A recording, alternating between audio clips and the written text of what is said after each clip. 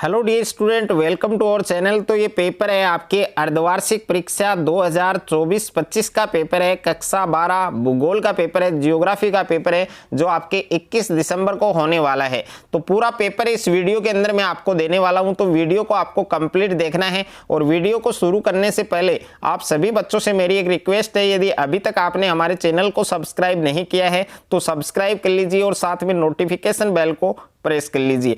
और पूरा पेपर आपको इस वीडियो के अंदर मिलने वाला है। अगर आपने एग्जाम से पहले ये कंप्लीट पेपर आपने तैयार कर लिया तो जियोग्राफी के पेपर में जो आपके 21 दिसंबर को होने वाला है, उस पेपर में आप पूरे नंबर है वो आप आराम से ला सकते हैं। तो वीडियो को आपको एंड तक देखना है। और सबसे पहले आप देख सकते हैं पेपर में अर्धवार्षिक परीक्षा 2024-25 का ये पेपर है और विषय आपके है भूगोल यानी जियोग्राफी का पेपर है, कक्षा 12 का पेपर है और जो आपके 21 दिसंबर को होने वाला है। समय आप देख सकते हैं 3 घंटे 15 मिनट आपको दिए गए हैं और पूर्णांक है आपके 40 नंबर का ये पेपर आपके होने वाला है। उसके बाद में निर्देश है कि सभी प्रश्न करने अनिवार्य हैं और जिन प्रश्नों के आंतरिक खंड हैं उन सभी के उत्तर आपको एक साथ में लिखने हैं। और प्रश्न का उत्तर लिखने से पूर्व प्रश्न पत्र है क्रमांक अवश्य लिखें, यानी रोल नंबर लिख देना है कहीं पर भी आपको। और प्रश्नों के अंक बार है उनके सामने अंकित हैं। तो सबसे पहले भाग ए आपको दे रखा है, सेक्शन ए आपको दे रखा है, जिसमें मल्टीपल चॉइस क्वेश्चन है, बहुविकल्पीय प्रश्न है,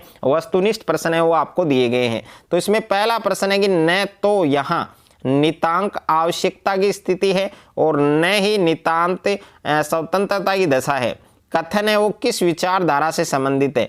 तो ए ऑप्शन है संभववाद और ख ऑप्शन में दे रखा है आपके पर्यावरणीय निश्चयवाद और ग ऑप्शन में है नव निश्चयवाद और घ ऑप्शन में है आमूलवादी। तो इसमें 4 ऑप्शन आपको दिए गए हैं, कौन सा ऑप्शन आपका करेक्ट होगा वो आपको बताना है। इसके बाद में नेक्स्ट क्वेश्चन आप देख सकते हैं, यहाँ पर सेकंड क्वेश्चन आपको दे रखा है कि मानव विकास की अवधारणा निम्नलिखित में से किस विद्वान की देन है।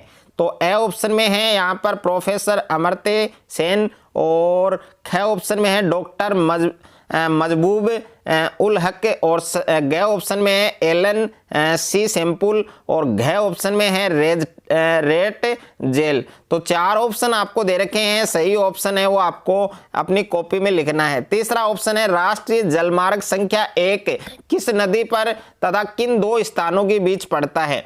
तो यहाँ पर क ऑप्शन में दे रखा है ब्रह्मपुत्र और सदिया और दुबरी और ख ऑप्शन में है गंगा हल्दिया और इलाहाबाद और ग ऑप्शन में आपको दे रखा है पश्चिमी तट नहर यानी कोटापुरम कोल्लम और यमुना है दिल्ली और आगरा। तो इसमें 3 ही ऑप्शन आपको दिए गए हैं, तीनों ऑप्शन इनमें कौन सा ऑप्शन आपका करेक्ट होगा वो आपको बताना है। देखिए पहले बच्चों, यहाँ पर जो हिंदी मीडियम में जो क्वेश्चन लिखा गया है उसमें कुछ प्रकार की त्रुटि है।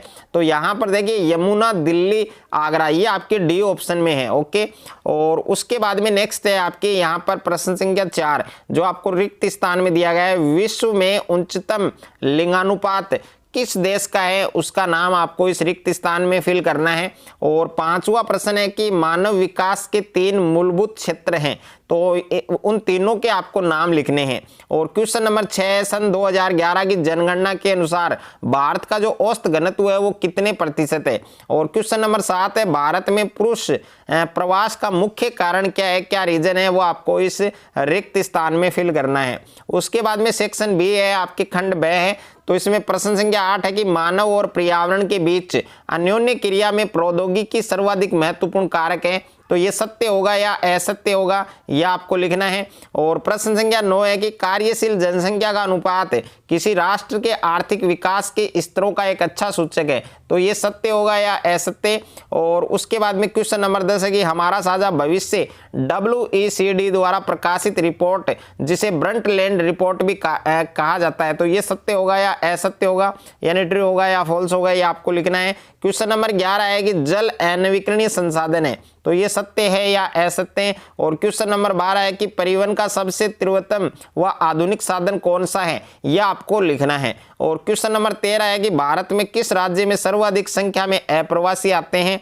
और प्रश्न संख्या 14 है ITPD का कार्यक्रम किस पंचवर्षीय योजना में शुरुआत हुई थी, वो आपको स्पष्ट करना है, लिखना है। क्वेश्चन नंबर 15 है भारत में सर्वाधिक जनघनत्व व न्यूनतम जनघनत्व वाले राज्यों के नाम है, स्टेट के नाम है, वो आपको लिखने हैं। उसके बाद में है प्यारे बच्चों सेक्शन सी है, आपके खंड 6 है, जिसमें प्रश्न संख्या 16 है और प्रत्येक क्वेश्चन आपके 2 नंबर का है। तो विश्व जनसंख्या के वितरण को प्रभावित करने वाले 2 भौगोलिक कारकों का उल्लेख कीजिए। और क्वेश्चन नंबर 17 है कि अंतर्राष्ट्रीय व्यापार से क्या आशय, यानी अंतर्राष्ट्रीय व्यापार है उससे आपका क्या अभिप्राय है और इसके प्रकारों का वर्णन आपको करना है। और क्वेश्चन नंबर 18 है कि तृतीय और चतुर्थ क्रियाकलापों के मध्य 3 अंतर बताइए। तो तृतीय और चतुर्थ क्रियाकलाप है उनके मध्य आपको 3 अंतर है, वो आपको लिखने हैं।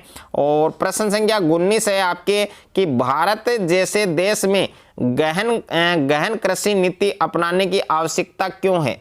और प्रश्न संख्या 20 है भारत में नगरीय अपशिष्ट निपटान से जुड़ी प्रमुख समस्याओं का उल्लेख आपको करना है। उसके बाद में खंड 10 है आपके सेक्शन डी है और सेक्शन डी में प्रत्येक क्वेश्चन आपके 3 नंबर का है। तो प्रश्न संख्या 21 है कि कृषि का अर्थ समझाइए तथा गहन निर्वाह कृषि, विस्तृत वाणिज्य अनाज कृषि की तुलना निम्न शीर्षकों के अंतर्गत कीजिए। तो इसमें पहला है क्षेत्र, दूसरा है विधि प्रक्रिया, तीसरा है उपजें। और इसके अथवा में प्रश्न है कि पशुचारण का अर्थ समझाइए तथा चलवासी पशुचारण व वाणिज्य पशुचारण की तुलना निम्न शीर्षकों के अंतर्गत है, वो आपको करनी है। और उसके बाद में नेक्स्ट है आपके प्रश्न संख्या 22 कि ग्रामीण व नगरीय बस्ती किसे कहते हैं, यानी ग्रामीण और नगरीय बस्ती किसे कहा जाता है, उनकी विशेषता आपको लिखनी है। और अथवा में प्रश्न है कि क्या एक प्रकारीय नगर की कल्पना की जा सकती है, नगर बहु प्रकार्यात्मक क्यों हो जाते हैं, यह आपको लिखना है। और प्रश्न संख्या 23 है कि उद्योगों की अवस्थिति को प्रभावित करने वाले कारकों की विवेचना कीजिए। और अथवा में प्रश्न है आप उदारीकरण, निजीकरण और वैश्वीकरण से क्या समझते हैं, इन्होंने भारत के औद्योगिक विकास में किस प्रकार से हेल्प की है, सहायता की है, वो आपको लिखना है। और उसके बाद में जो खंड ई है आपके सेक्शन ई है, सेक्शन ई में प्रश्न संख्या 24 है दिए गए विश्व मानचित्र में निम्नांकित को आपको दर्शाना है। तो इसमें 4 आपको दे रखे हैं। पहला है आपके रूस, आपके पहला रूस दे रखा है आपको, यहाँ पर फर्स्ट है रूस, दूसरा है आपके यूक्रेन, तीसरा है आपके कैस्पियन सागर और 4 नंबर है सेंट लॉरेंस नदी। और उसके बाद में क्वेश्चन नंबर 25 है कि दिए गए भारत के मानचित्र में निम्नलिखित प्रमुख औद्योगिक नगरों की स्थिति को दर्शाना है। तो इसमें पहला है बोकारो और दूसरा है भद्रावती और तीसरा है भिलाई और 4 नंबर है दुर्गापुरा। तो ये पूरा पेपर आप देख सकते हैं इस वीडियो में, कंप्लीट पेपर मैंने आपको दिया है। पूरा पेपर आपको अच्छे से तैयार करना है। अगर आपने एग्जाम से पहले ये कंप्लीट पेपर आपने तैयार कर लिया तो पूरे नंबर है वो जियोग्राफी में आप आराम से ला सकते हैं। और वीडियो आपको कंप्लीट वीडियो अगर आपको अच्छा लगे तो वीडियो को ज़्यादा से ज़्यादा शेयर करें, ज़्यादा से ज़्यादा वीडियो को लाइक करें। और चैनल पर आप नए हैं तो चैनल को आप सब्सक्राइब कर लीजिए और साथ में नोटिफिकेशन बेल को प्रेस कर लीजिए।